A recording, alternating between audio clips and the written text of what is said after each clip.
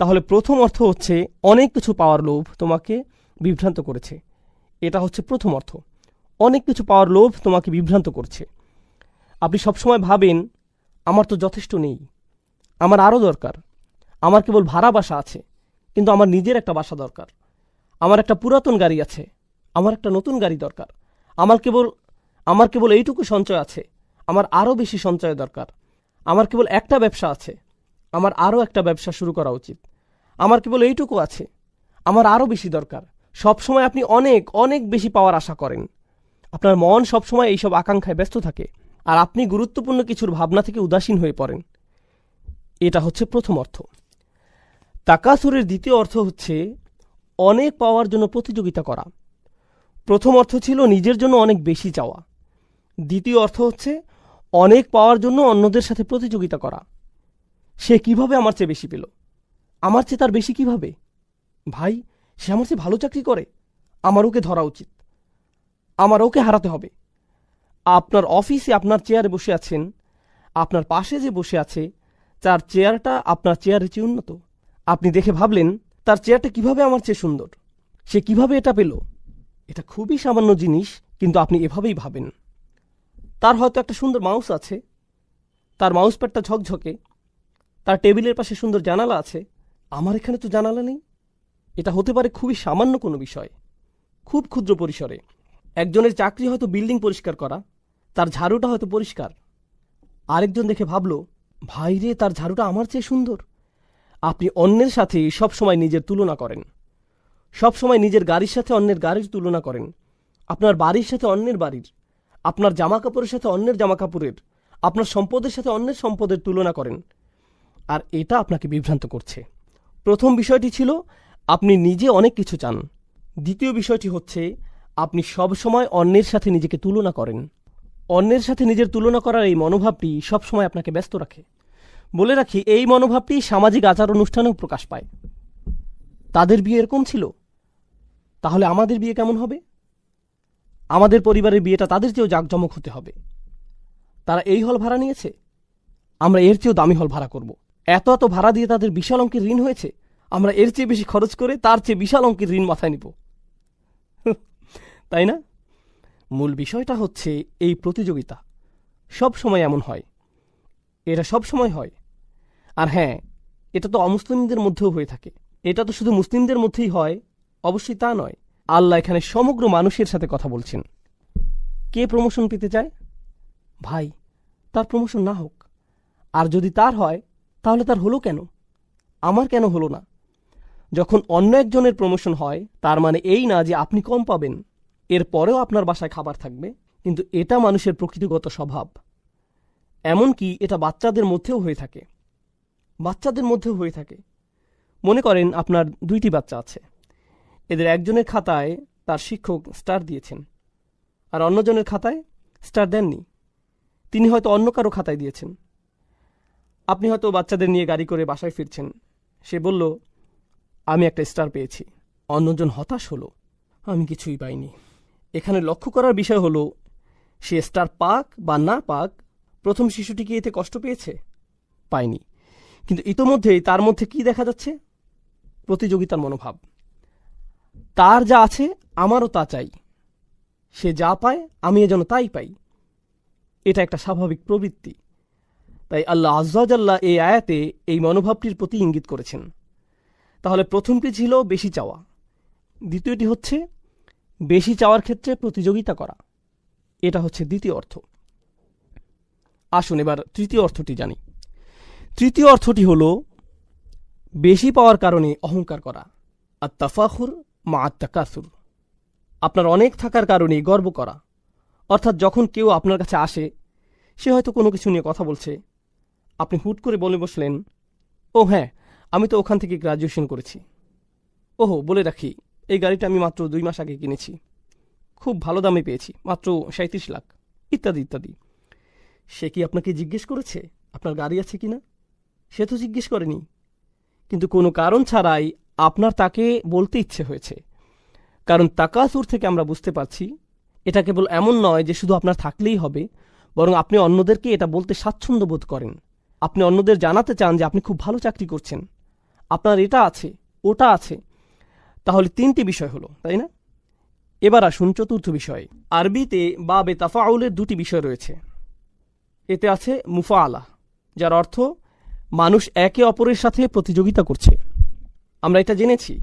তাকাসুরের চতুর্থ বিষয়টি হচ্ছে এমন কিছু যা ভাগ করে নেওয়া যায়। তাআওয়ানু, শুধু প্রতিযোগিতা নয়, বরং একে অপরের সহযোগিতা।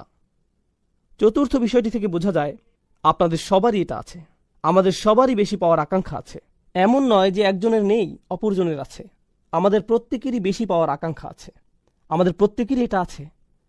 আর অনেক অনেক বেশি পাওয়ার আকাঙ্ক্ষাই, একে অপরের সাথে প্রতিযোগিতা করার ইচ্ছাই আমাদের সবাইকে এক করেছে।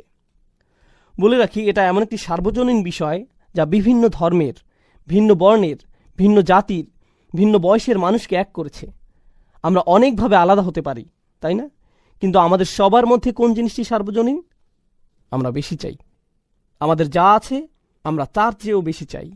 আমাদের যা আছে তাই নিয়ে আমরা সুখী নই। আর আল্লাহ বলেন, এই মনোভাব, এই চিন্তা প্রক্রিয়া আপনাকে বিভ্রান্ত করেছে, আপনাকে ভুলিয়ে দিয়েছে। কিন্তু আরবিতে যখন ইলহা শব্দটি ব্যবহৃত হয়, তখন এই প্রশ্নটি চলে আসে যে কিসের থেকে ভুলিয়ে দিয়েছে? আচ্ছা, বুঝলাম আমাকে ভুলিয়ে দিয়েছে। আপনি যখন আমাকে ভুলিয়ে দিয়েছে বলেন, স্বাভাবিকভাবে একটা প্রশ্ন চলে আসে, কিসের থেকে ভুলিয়ে দিয়েছে? আমি কাজের কথা ভুলে গিয়েছি, আমি স্কুলের কথা ভুলে গিয়েছি, আমি কিসের কথা ভুলে গিয়েছি? এটি জানতে হলে আরবিতে একটি আন যোগ করতে হয়। আমি আপনাদের যে আয়াতটি বলেছি, লা তুলহিকুম আমওয়ালুকুম ওয়ালা আওলাদুকুম, এরপর আল্লাহ যোগ করলেন আন যিকরিল্লাহ। আপনার সম্পদ ও সন্তান যেন আপনাকে ভুলিয়ে দিতে না পারে। কিসের থেকে? আল্লাহর স্মরণ থেকে। এখানে কিছু একটা থেকে বলা হয়েছে, এখানে বাড়তি তথ্য যোগ করা হয়েছে। এই তথ্যটি দিয়ে আপনাদের উত্তর দেওয়া হয়েছে। এখন এই সূরায় আল্লাহ আযজা জাল্লা আন আইশাইইন বলেননি। তিনি কি বলেছেন? আমাদের ভোলার ব্যাপারে তিনি কি বলছেন? এখানে তিনি উন্মুক্ত রেখেছেন। উন্মুক্ত রাখার মাহাত্ম্য হচ্ছে এটা ইতলাকে পরিণত হয়েছে, এটা শর্তহীন হয়েছে। আপনি নিজে খুঁজে বের করুন। আল্লাহ চান যেন আমরা নিজে খুঁজে বের করি আমরা কি থেকে ভুলে আছি। কিছু আলেম মন্তব্য করেছেন, প্রথমত আমরা সত্য থেকে ভুলে আছি, যে আমাদের সত্যের পথে ডাকছে, আমরা তার প্রতি উদাসীন আছি। সে আপনাকে গুরুত্বপূর্ণ কিছুর প্রতি ডাকছে। ভাই, আমি কাজে ব্যস্ত আছি। কেউ আপনার কাছে এসে বলল, ভাই চলো আমরা কোরআন থেকে কিছু শিখি, চলো আমরা নবী সাল্লাল্লাহু আলাইহি সাল্লামের সুন্নাহ থেকে কিছু শিখি। ভাই, আমি এখন ব্যস্ত। আর আল্লাহ তাআলা বলছেন, আপনার এই ব্যস্ততা আসলে কেবল উদাসীনতা, আর এটাই আপনাকে সত্য থেকে দূরে রেখেছে। এটা আপনাকে সত্য থেকে দূরে রেখেছে। এটা একটা মন্তব্য, সত্যের প্রতি উদাসীন থাকা। তাফসিরে আমরা আলেমদের আরেকটি মন্তব্য পাই, সেটা হলো নিজেকে ভালোভাবে দেখা থেকে দূরে থাকা, মুহাসাবা। এটা আপনাকে নিজেকে দেখা থেকে ভুলিয়ে দিয়েছে। আমি আমার জীবনে কি করছি, আমি কিসের পিছনে ছুটছি। আর হ্যাঁ, আপনি যখন কোনো কিছুর পেছনে ছোটেন আর তা পেয়ে যান, আপনার সেগুলো বিরক্ত লাগা শুরু হয়। তখন আপনি অন্য কিছুর পেছনে ছোটেন, তারপর সেটাও আপনার বিরক্ত লাগে। এরপর আপনি অন্য কিছু খোঁজেন। আমাদের সবারই এমন হয়। আপনি যদি একটি বাড়ি কিনতে চান আর আপনি বাড়ি কিনে ফেলেন, তখন কি হয়? কিছুদিন পরে অন্য একজনের বাড়ি দেখতে আপনার বাড়ির চেয়ে সুন্দর মনে হয়, তাই না? এটা বিরক্ত লাগতে শুরু করে। আপনি পুনরায় সাজান। কিছুদিন পর আবার বিরক্ত লাগা শুরু করে। যখন আপনার সন্তান খুব করে একটা ভিডিও গেমের আবদার করে, আপনি সেটা কিনে দেন। তারা সেটা কয়দিন খেলে, কিছুদিন যায়, তারা গেমে জিতে যায়, শেষ। তারা বিরক্ত হয়ে পড়ে। নতুন কোনো মুভি আসলো। অনেক দিন আগে, আমি তখন নিউ ইয়র্কে ছিলাম, আমি এমনটি বলেছিলাম, স্টার ওয়ার বা এরকম কোনো মুভি হবে। এর আগেরটা সম্ভবত 70-এর দশকে বের হয়েছিল। এরপরে তার সিকুয়েল বের হলো। জানি না এখন এমন হয় কিনা। নিউ ইয়র্কের রাস্তায় বিশাল হুলস্থুল লেগে গিয়েছিল। কেবলমাত্র একটি হলে সেটা রিলিজ পেয়েছিল। আর সেটার লাইন এত লম্বা ছিল যে হজের জন্য পাসপোর্টের লাইনের চেয়েও সেটা কয়েক গুণ বড় ছিল। অসংখ্য মানুষ সেই মুভি দেখার জন্য লাইনে দাঁড়িয়েছিল। সারা রাত তারা দাঁড়িয়ে যেন কিয়াম করছে, যেন সেই মুভিটা দেখতে পারে। তারা সেই মুভির জন্য সব কিছু ছেড়ে লাইনে দাঁড়িয়েছিল। কেউ কেউ তো মনে হচ্ছিল যেন ইসলামের পোশাক পরা ছিল। তারা স্টার ওয়ার্সের বিভিন্ন জামা কাপড় পরে, মুখে ছবি এঁকে, হই হুল্লোড় করে লাইনে দাঁড়িয়েছিল, যেন তারা মুভিটা দেখতে পারে। তারা তখন অন্য কিছুই চায়নি। আপনি যদি তখন সেই মুহূর্তে তাদেরকে কোনো কিছু নিয়ে বলেন, আপনি যদি বলেন আপনি কি এই কাজটা করবেন বা অন্য কিছু করবেন, না না না না, আমি এখন লাইনে দাঁড়াবো। যখন তাদের মুভি দেখা শেষ হয়, বের হয়ে তারা কি বলে, এর চেয়েও ভালো হতে পারত, না অতটা ভালো ছিল না, স্পেশাল ইফেক্টগুলো কিছুটা রংচঙে ছিল, এটা সেটা। ভাই, আপনি এটা এত বেশি করে চেয়েছিলেন, আর কি হলো? আপনি বিভ্রান্ত হয়েছেন। আপনি ভেবেছেন এটা আপনাকে সুখী করবে, আর এজন্যই আপনি এটা করেছেন। আর যখন আপনি এটা শেষ করলেন, আপনি কি সুখী হয়েছেন? না, আপনি তখন অন্য কিছু নিয়ে পড়ে গিয়েছেন। ভাই, এখন আমাকে তৃতীয়টির জন্য অপেক্ষা করতে হবে। এখন আপনি পরবর্তীটার জন্য অপেক্ষা করছেন। তাহলে আপনি নিজেকে বিভ্রান্ত করেই যাচ্ছেন। আপনি একটু থেমে নিজেকে জিজ্ঞেস করছেন না, ভাই আমি তো কখনোই তৃপ্ত হচ্ছি না। যখনই আমি কিছু পেয়ে যাই, তারপর আমার অন্য কিছু দরকার হয়। আমি কখনোই তৃপ্ত হই না, আমার প্রয়োজন ফুরায় না। তাহলে এটা আপনাকে আপনার নিজের দিকে তাকানো থেকেও দূরে রাখে। এটা আপনাকে আপনার জীবনের উদ্দেশ্যের প্রতি তাকানো থেকে দূরে রাখে। এই বিভ্রান্তি, এই চাহিদা, এই প্রতিযোগিতা আপনাকে এই প্রশ্ন থেকে দূরে রাখে যে আমি কেন এই পৃথিবীতে এলাম। এখানে আমার কাজ কি শুধু একটা কিছুর পিছনে ছোটা, এরপর অন্য কিছুর পেছনে ছোটা, তারপর আরেকটা কিছুর প্রতি ছোটা, তারপর কবরে চলে যাওয়া, এইগুলোই? এই জন্যই কি আমি এখানে এসেছি? এই জন্যই কি আমাকে এখানে পাঠানো হয়েছে? কারণ পশু পাখিরা এসব করে। তারা খায়, তারপর তারা আবার ক্ষুধার্ত হয়ে পড়ে, তাই তারা আবার খায়, এরপর আবার ক্ষুধার্ত হয়ে পড়ে। এরপর একটা পশুর সাথে আমার পার্থক্য কি? যদি এজন্যই আমি এখানে এসে থাকি, তাহলে একটা পশুর সাথে আমার পার্থক্য কী রইল? কিন্তু আপনি এই প্রতিযোগিতায় এতই ব্যস্ত হয়ে পড়েছেন যে আপনি নিজেকে এই প্রশ্নটি করার সময়টাও পান না। যদি আপনি ভেবেও থাকেন, তা কেবল একটা ভাসমান চিন্তা, এমন কিছু নয় যা নিয়ে আপনি সত্যিই চিন্তিত হয়ে পড়বেন। আমরা আলেমদের আরও কিছু মন্তব্য দেখি। এটা আপনাকে এই সংবাদ থেকে দূরে রাখে, অর্থাৎ কোরআন থেকে দূরে রাখে। কোরআনের মাধ্যমে আপনার চোখ খুলে যাওয়ার কথা ছিল। এর মাধ্যমে আপনি আপনার জীবনের উদ্দেশ্য খুঁজে পাওয়ার কথা ছিল। এর মাধ্যমে আপনি নিজের অন্তরের সমস্ত খুঁটিনাটি আপনি পর্যবেক্ষণ করবেন, এটাই হওয়ার কথা ছিল। এটা আপনার নিজেকে নিজের সামনে পেশ করার কথা ছিল।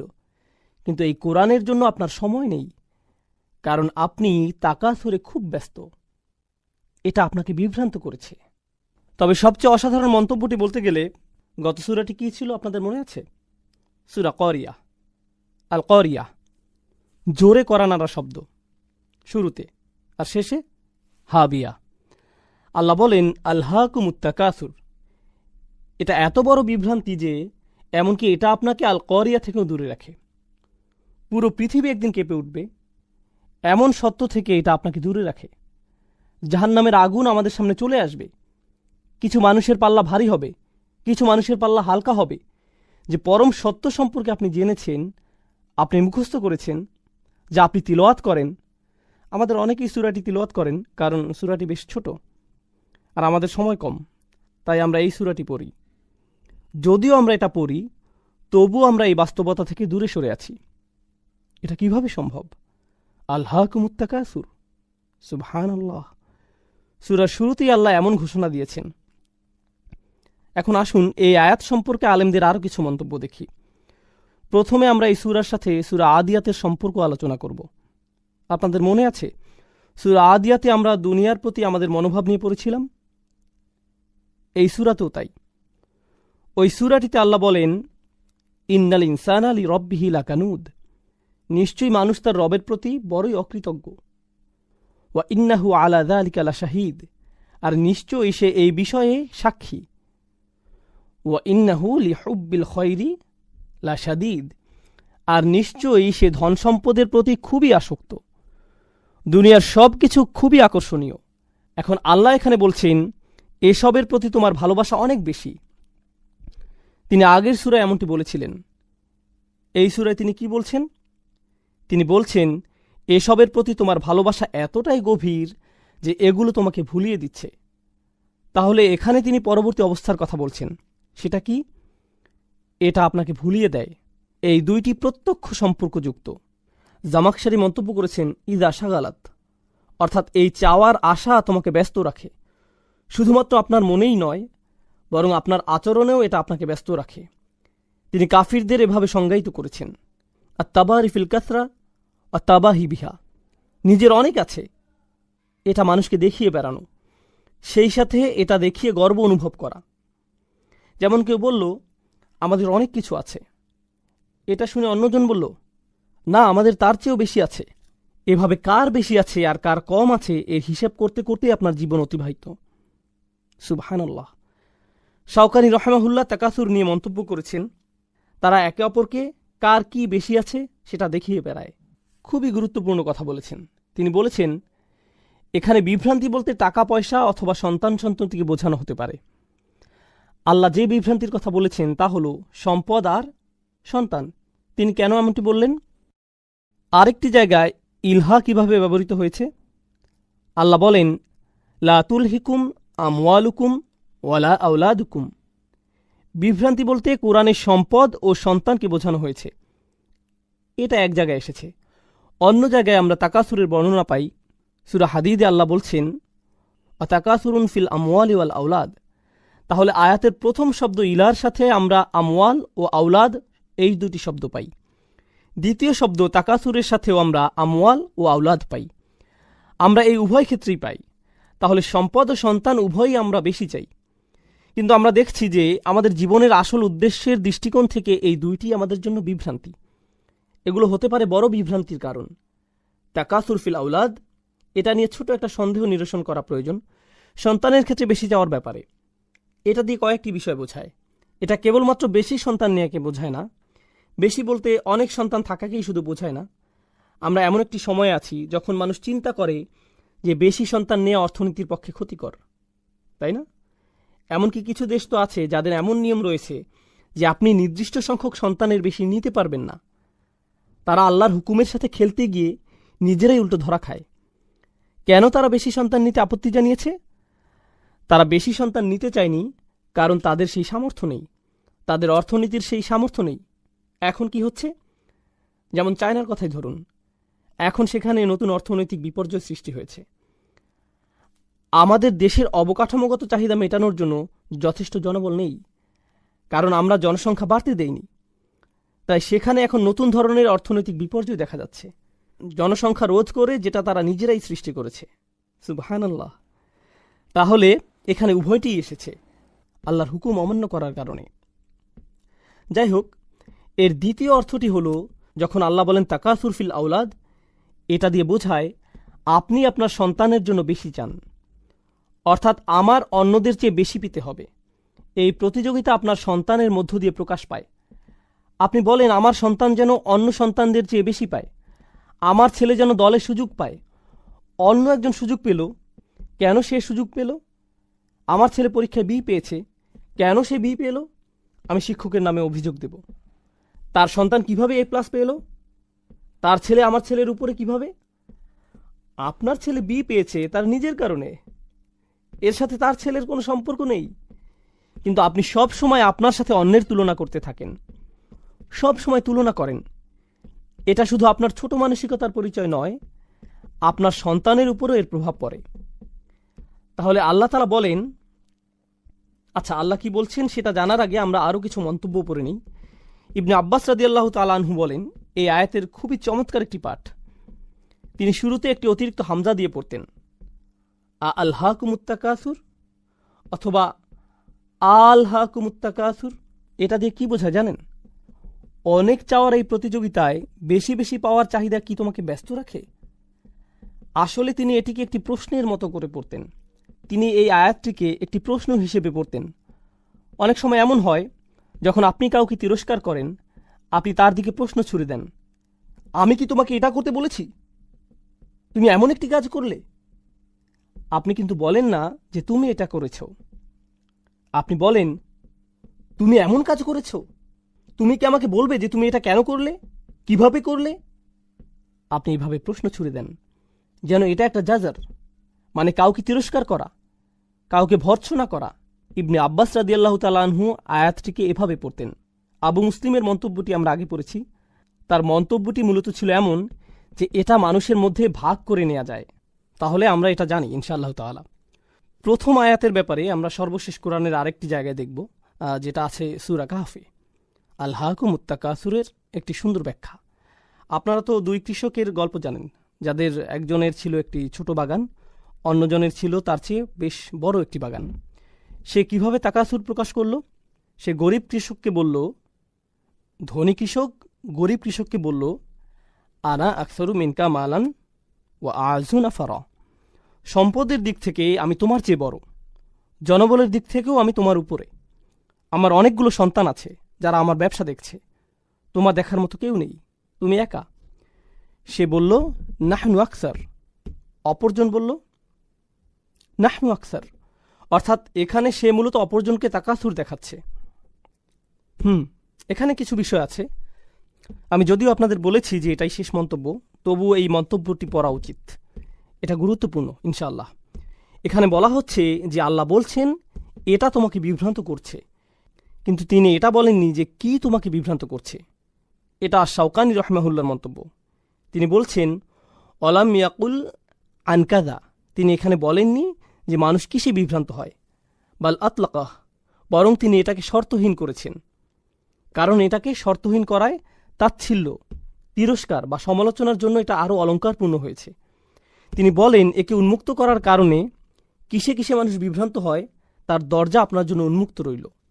আমরা একটু আগে জীবনের উদ্দেশ্য খোঁজা, নিজেই নিজেকে দেখা, এসব নিয়ে আলোচনা করেছি।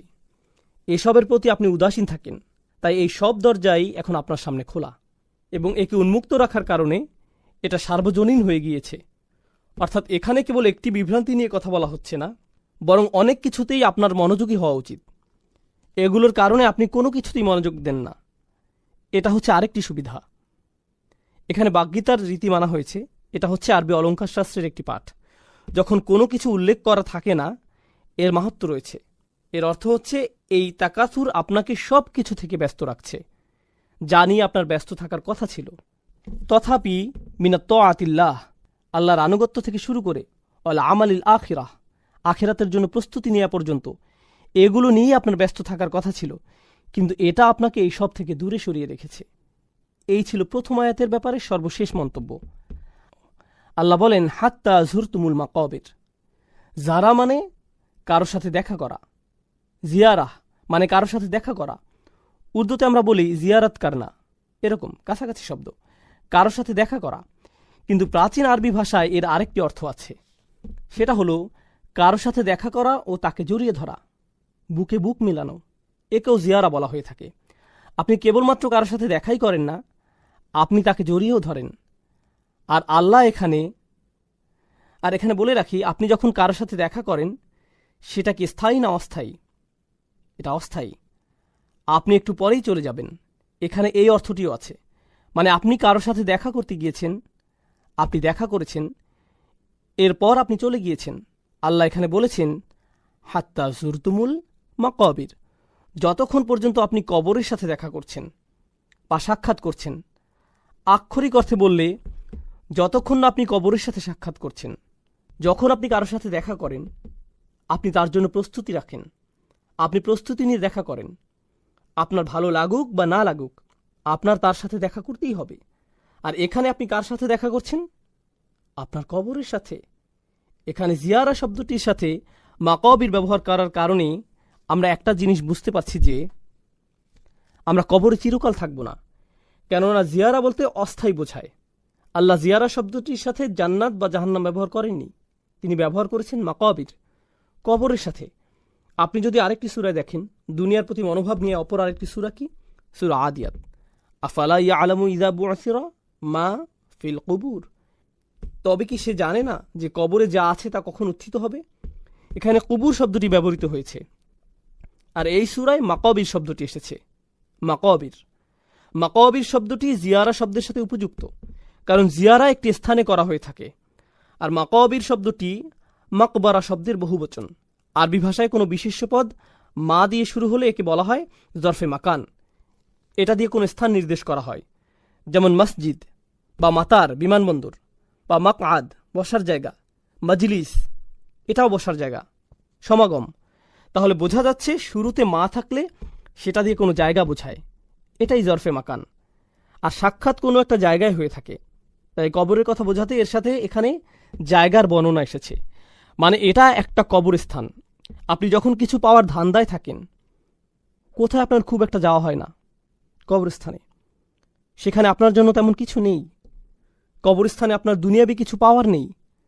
আপনি শপিং মলে যান, চাকরিতে যান, আত্মীয়ের বাসায় যান, আপনার বসের কাছে যান, আপনি সবখানে যান, কিন্তু কোথায় যান না? আপনি কবরস্থানে যান না। আমার নিজের উপর একটা উদাহরণ মনে পড়ছে। এটা ছিল নিউ ইয়র্কে। তখন আমি নিউ ইয়র্ক থাকতাম। আমি থাকতাম কুইন্সে, আর আমার কলেজ ছিল ম্যানহাটনে।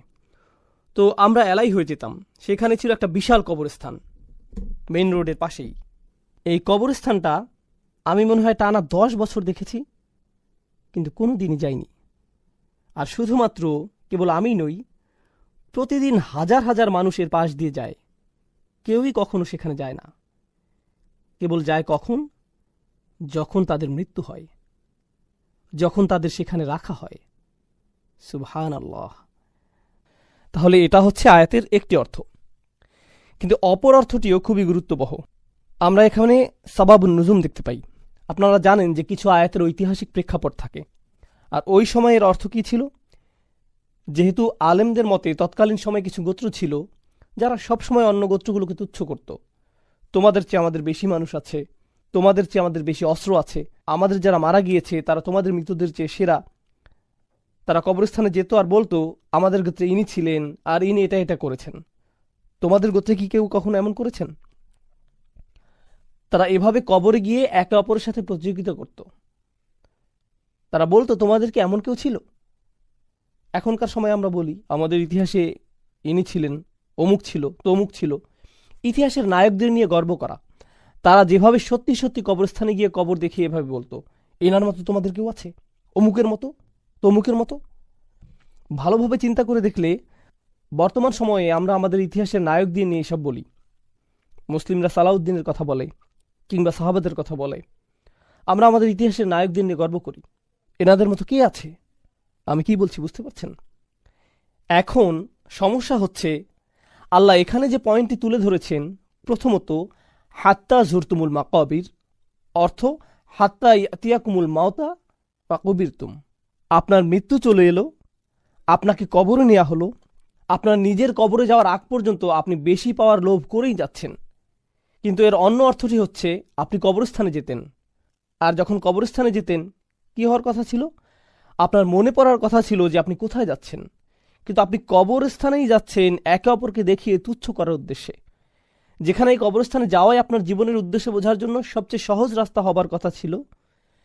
আপনি যদি খুব বেশি ধার্মিক না হন, আপনি যদি খুব বেশি আখিরাত নিয়ে না ভাবেন, আপনি যদি বছরের পর বছর নামাজ না পড়েন, যদি কারো দাফনে যান, হয়তো আপনি এর আগে কখনো যাননি, জানাজার পর সব আনুষ্ঠানিকতা শেষে আপনি দাফন করতে গেলেন, আপনি যদি কেবল সেখানে যান, এটা আপনাকে একটা ধার্মিক অভিজ্ঞতা দেবে।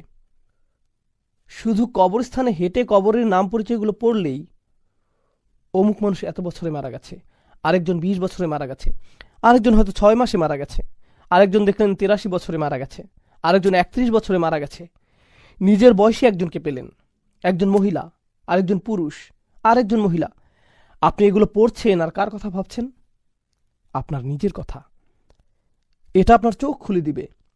আপনার নিজের চোখ খোলার জন্য কবরস্থান অনেক ভালো জায়গা, নিজের দিকে তাকানোর জন্য এটা উপযুক্ত জায়গা। আর আমরা এমন মানুষ যে আমরা সেই কবরস্থানকেই কিনা তাকাসুরে পরিণত করেছি। আমরা এখানে থেকেও শিক্ষা নিতে পারি না, আমরা অন্ধ হয়ে পড়েছি। এজন্য এখানে অতীতকাল এসেছে। আল্লাহ এটা তোমাকে অন্ধ করেছে। এটা তোমাকে অন্ধ করবে তা নয়, এটা ইতোমধ্যেই তোমাকে অন্ধ করেছে।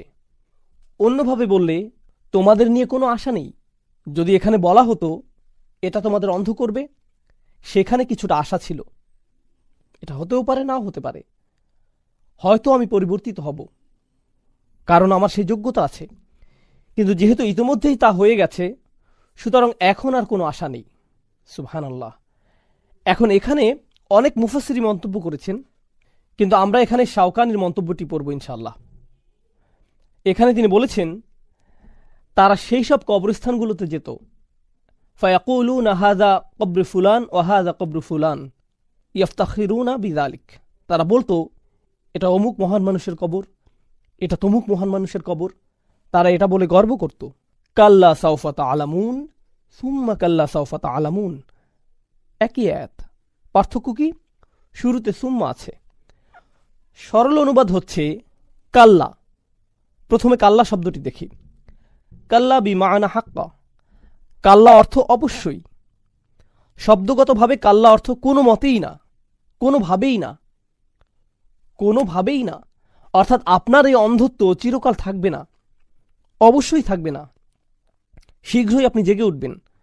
আর যখন আপনি জেগে উঠবেন, আপনি নিজে থেকেই বলবেন, আমি কি করেছি, আমি কিভাবে এতটা অন্ধ হয়ে গিয়েছি। আপনি দেখবেন কিছু মানুষ আছে যারা দুনিয়ার মোহে এতটাই অন্ধ, আপনি যদি তাদের ঘুম ভাঙানোর চেষ্টা করেন, আপনি যদি তাদের জীবনের অর্থ বলার চেষ্টা করেন, তারা এটা শুনতেই আগ্রহী না। আপনি মনে মনে ভাবেন, ভাই, এই লোকটি কোনোদিন সত্য উপলব্ধি করবে না, একে নিয়ে কোনো আশা নেই, এই লোকটি কোনোদিনই বুঝবে না। আল্লাহ তাদের উদ্দেশ্যে বলেন, কাল্লা, না, একদিন সময় আসবে, অবশ্যই তারা শুনবে, কোনো অন্ধত্ব থাকবে না। আর এটা কিন্তু কবরে যাওয়ার পর, তাদের দাফনের পর। তাহলে কাল্লা সাউফা তা'লামুন প্রথম আয়াত, খুব তাড়াতাড়ি তুমি বুঝতে পারবে। সা তা'লামুন অর্থ শীঘ্রই তুমি বুঝতে পারবে। সাউফা তা'লামুন, খুব শীঘ্রই তুমি এটা বুঝতে পারবে। মানে হচ্ছে তোমার মৃত্যু খুবই কাছে।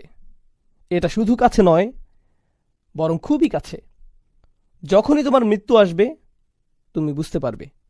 আলী রাদিয়াল্লাহু তাআলা আনহু বলেন, আন-নাসু নিয়াম, মানুষ ঘুমাচ্ছে। তিনি বলেন, মানুষ ঘুমাচ্ছে, আর যখন তারা মৃত্যুবরণ করবে, তারা জেগে উঠবে। মরার পরই তারা জেগে উঠবে। এই আয়াতটি সম্পর্কে তিনি এমন মন্তব্য করেছেন রাদিয়াল্লাহু আনহু। তাহলে আমরা দেখতে পাচ্ছি, কাল্লা সাউফা তা'লামুন, শীঘ্রই তুমি বুঝতে পারবে। কখন বুঝতে পারবে? আপনি বুঝতে পারবেন যখন আপনি কবরে যাবেন। ভাই, আমার কি করা উচিত ছিল, আমার কি নিয়ে ব্যস্ত থাকা উচিত ছিল, আপনি খুব শীঘ্রই বুঝতে পারবেন যখন আপনি কবরে যাবেন। আর প্রশ্ন শুরু হয়ে যাবে।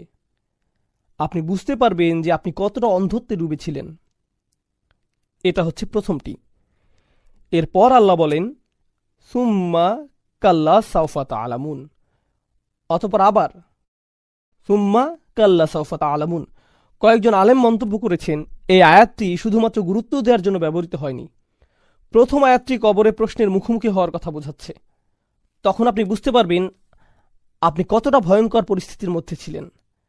আর দ্বিতীয়বার শীঘ্রই তুমি বুঝতে পারবে দিয়ে বোঝাচ্ছে যখন আপনি কবর থেকে বের হবেন, বিচারের দিন শুরু হবে, আর আপনার সব ভালো আমল ধ্বংস হয়ে যাবে। আপনি আসল বাস্তবতা দেখতে পাবেন। তখন আপনি সত্যি সত্যি বুঝতে পারবেন আপনি কতটা মোহগ্রস্ত ছিলেন। পুরো আমলনামা আপনার সামনে থাকবে। দ্বিতীয়বারের আমলনামা প্রথমবারের চেয়ে আরও ব্যাপক আকারে থাকবে। কবরে আপনাকে প্রশ্ন করা হবে, কিন্তু সেখানে সব কিছু থাকবে না। যখন আপনি বিচারের দিনে উপস্থিত হবেন, আপনাকে কিভাবে জিজ্ঞেস করা হবে? সম্পূর্ণভাবে। যেহেতু দ্বিতীয়বারের জিজ্ঞাসা প্রথমবারের চেয়ে ভয়াবহ হবে, এজন্যই দ্বিতীয় আয়াতে সুম্মা শব্দটি সেই ভয়াবহতা বোঝাচ্ছে। সুম্মা দিয়ে কয়েকটি জিনিস বোঝায়। এটা তাহকিম যোগ করে, এটা তাহউইল যোগ করে, এটা দিয়ে গুরুত্ব বুঝায়, এটা দিয়ে ভয়াবহতা বুঝায়, এটা দিয়ে বাক্যের সম্পূর্ণতাও বুঝায়।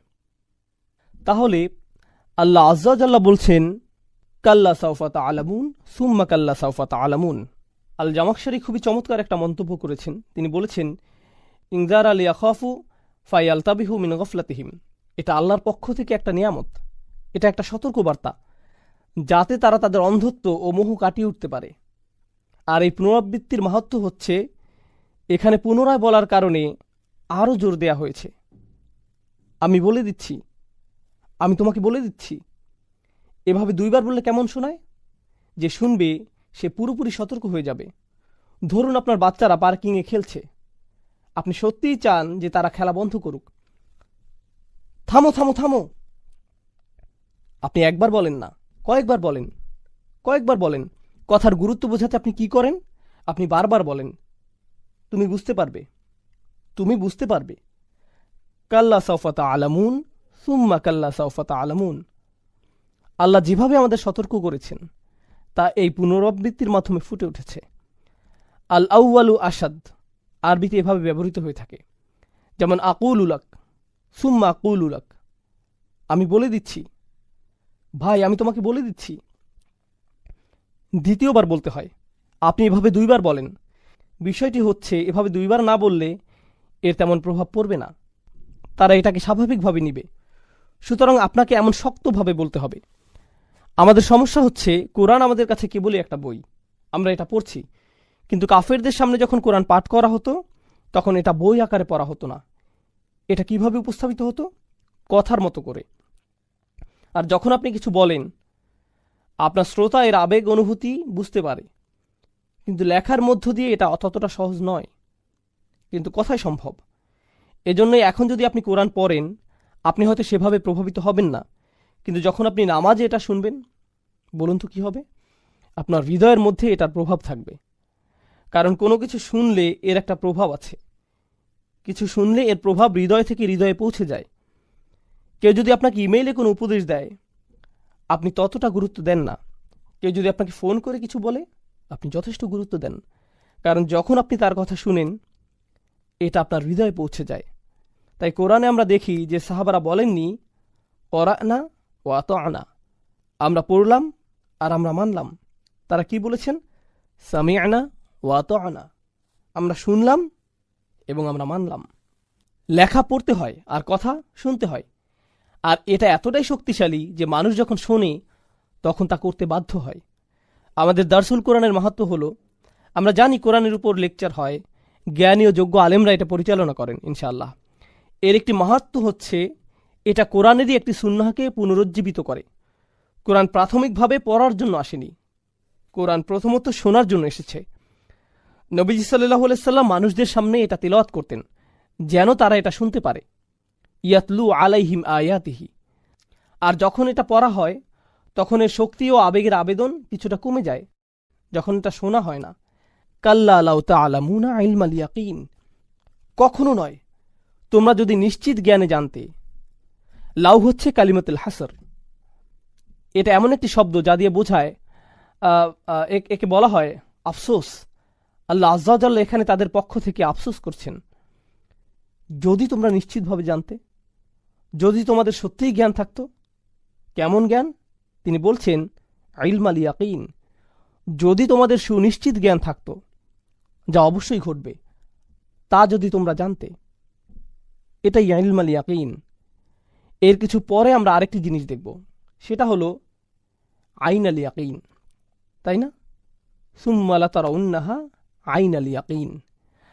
তাহলে এখানে 2টি বিষয়, একটি হচ্ছে সুনিশ্চিত জ্ঞান, অপরটি হলো সুনিশ্চিত চোখ। এগুলো বর্ণনাত্মক বাক্য, আমরা এগুলো নিয়ে পরে আলোচনা করব ইনশাআল্লাহ তাআলা। এরপর আমরা দেখি যে কোরআনের তৃতীয় আরেকটি বিষয় উল্লেখ করা হয়েছে, যা 2 বার এসেছে। আল্লাহ আজ্জা ওয়া জাল্লা হাক্কুল ইয়াকিন শব্দটি ব্যবহার করেছেন, ওয়া ইন্নাহু লা হাক্কুল ইয়াকিন। তাহলে প্রথমে হচ্ছে ইলমাল ইয়াকিন, আইনাল ইয়াকিন এবং হাক্কুল ইয়াকিন, 3টি বিষয়। এই আয়াত বোঝার আগে আমাদের এই 3টি বিষয় বুঝে নিতে হবে। তাহলে আসুন এগুলো বুঝে নেই ইনশাআল্লাহ তাআলা। প্রথমে আসুন ইয়াকিন শব্দটি দেখি। এই 3টির মধ্যে এই শব্দটি কমন আছে, এর মধ্যে 2টি এই সূরাতেই রয়েছে। কোন 2টি? ইলমাল ইয়াকিন, আইনাল ইয়াকিন। আর তৃতীয় বিষয়টি এই সূরায় আসেনি। এটা কোথায় এসেছে? হাক্কুল ইয়াকিন। তাহলে প্রথমে আসুন আমরা এর অর্থ জেনে নেই। ইমাম রাগিব বলেন, ইয়াকিন হচ্ছে এমন জ্ঞান যা কোনো কিছু সম্পর্কে জানা বা কোনো কিছু সম্পর্কে ভাষা জ্ঞান রাখার ঊর্ধ্বে। এটা হচ্ছে জ্ঞানের উঁচু স্তর। এটা হচ্ছে প্রথম অর্থ। এটা কোনো কিছু নিয়ে অল্প জানা নয়, এটা ইয়াকিন। আমি এই ইয়াকিন শব্দের অনুবাদ করতে চাই এভাবে, এটা হচ্ছে দৃঢ় প্রত্যয় বা অটুট প্রত্যয়। আপনি কোনো কিছুতে পুরোপুরিভাবে সম্পূর্ণরূপে সম্মত হয়েছেন, তখন আপনি ইয়াকিন শব্দটি ব্যবহার করবেন। এটা ঈমানের চেয়েও শক্তিশালী শব্দ। কিভাবে এটা ঈমানের চেয়েও শক্তিশালী শব্দ, সেটা আমরা পরবর্তীতে দেখব।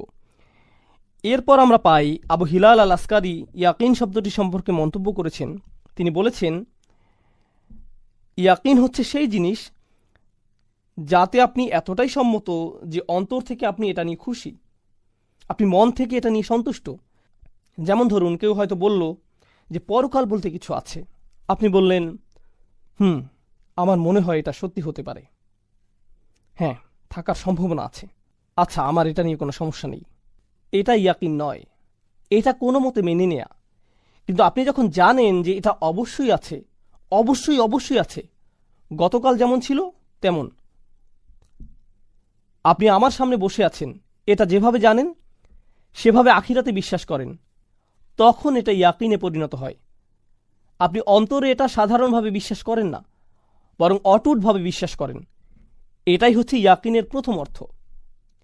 দ্বিতীয়ত, ওয়ানাহজুস সদর বিমা আমালিহি, আসলে এটা দ্বিতীয় অর্থ। প্রথমটি ছিল সুকুনুন নফস, যার মানে আপনি এটা নিয়ে দ্বিতীয়বার ভাববেন না, এটা নিয়ে আপনি পুনরায় চিন্তা করেন না, এটা আপনি এ ব্যাপারে নিশ্চিত, আপনার কাছে এটাই সত্যিকার বাস্তবতা, আপনি এটা নিয়ে দৃঢ় প্রতিজ্ঞ, যা নিয়ে আপনি দ্বিতীয়বার ভাবেন না। তাহলে এই হচ্ছে এর দুইটি মর্মার্থ। একটি হচ্ছে আপনি এটা নিয়ে দ্বিতীয়বার ভাববেন না, আর দ্বিতীয়ত আপনি এই বাস্তবতা নিয়ে পুরোপুরি সন্তুষ্ট। এখন কোরআনে ইয়াকিন শব্দটি কিভাবে ব্যবহৃত হয়েছে? আমরা পাই ইয়াকিন শব্দটি মৃত্যু বোঝাতে ব্যবহৃত হয়েছে। হাত্তা আতান আল ইয়াকিন ও আবুদ রব্বাকা হাত্তা ইয়াতিয়াকাল ইয়াকিন। ইয়াকিন শব্দটি মৃত্যু বর্ণনা এসেছে। কেন? এমনকি কাফেরও কিসে বিশ্বাস করে? মৃত্যুতে। মৃত্যুতে। আপনি আখিরাতে অবিশ্বাস করতে পারেন, আপনি কবরের প্রশ্নগুলোকে অবিশ্বাস করতে পারেন, আপনি জান্নাত জাহান্নামকে অবিশ্বাস করতে পারেন, ঠিক আছে। কোনো সুস্থ স্বাভাবিক মানুষ মৃত্যুর প্রতি অবিশ্বাস করতে পারে না। এটাই হচ্ছে সুনিশ্চিত বিশ্বাস। যে কোনো আলোচনার শুরুই এটা, যে কারো জন্যই। কোন জিনিসটি সবাই সুনিশ্চিত বলে বিশ্বাস করে? ভবিষ্যতের কোন জিনিসটি আমরা নিশ্চিত বলে জানি? মৃত্যু। একেবারে সুনিশ্চিত। তাহলে এটা সবার জন্যই এতটা নিশ্চিত একটি বিষয় যে আল্লাহ এখানে ইয়াকিন শব্দটি ব্যবহার করেছেন। এখন আমরা কোরআনে পাই যে যখন আপনি এটা বিশ্বাস করবেন, এটাকে আপনি নিশ্চিত বলে জানবেন, কিন্তু আপনি একে অন্তরে ধারণ করতে চান না। আমরা এমনটি কোরআনেও দেখতে পাই। আল্লাহ বলেন, যখন আপনি তাদেরকে শেষ সময়ের কথা বলেন, তারা বলে, আচ্ছা, আমরা এটা নিয়ে ভেবেছি, শুধুমাত্র ভেবেছি, এর বেশি কিছু নয়। সময়ের কথা বলেন, তারা বলে, আচ্ছা, আমরা এটা নিয়ে ভেবেছি, শুধুমাত্র ভেবেছি, আমার মনে হয় এটা হলেও হতে পারে, কিন্তু আমরা পুরোপুরি নিশ্চিত নই। অমা নাহনু বিমুস্তাইকিনিন, আমরা এ বিষয়ে দৃঢ় বিশ্বাসী নই। শুনে এটাকে বেশ চমৎকার মনে হচ্ছে ভাই, তোমাদের মুসলিমদের ধর্মবিশ্বাস খুবই চমৎকার মনে হচ্ছে, এভাবেই তারা বলে। কিন্তু তারা এটাকে ইস্তিকান করে না, তারা একে অন্তরে ধারণ করে না। তাহলে যার ইয়াকিন নেই সে এমন বেদনাদায়ক মন্তব্য করে। তাহলে এখন আসুন আমরা ইলম আল ইয়াকিন, আইন আল ইয়াকিন আর হাক্কুল ইয়াকিন এই সম্পর্কে জানি। আমি আপনাদের উদাহরণ দিয়ে বোঝাবো। আপনি হয়তো গাড়ি চালাচ্ছেন, হঠাৎ আপনি কিছু ধোঁয়া দেখলেন। আপনি কোনো আগুন দেখতে পাননি, আপনি শুধুমাত্র ধোঁয়া দেখেছেন। আপনি সেই ধোঁয়া দেখেই বুঝে গেছেন যে আশেপাশে কোথাও কি আছে, আগুন আছে। কিন্তু আপনি কি আগুন দেখছেন? না। আপনি আপনার জ্ঞানের মাধ্যমে বুঝতে পারছেন যে যেহেতু এখানে ধোঁয়া দেখা যাচ্ছে, নিশ্চয়ই আশেপাশে কোনো আগুন থেকে এটা আসছে। আপনি আপনার নিজের চোখে দেখেননি, নিজের জ্ঞান থেকে আপনি এটা বুঝতে পারছেন। এটাই হলো ইলম আল ইয়াকিন।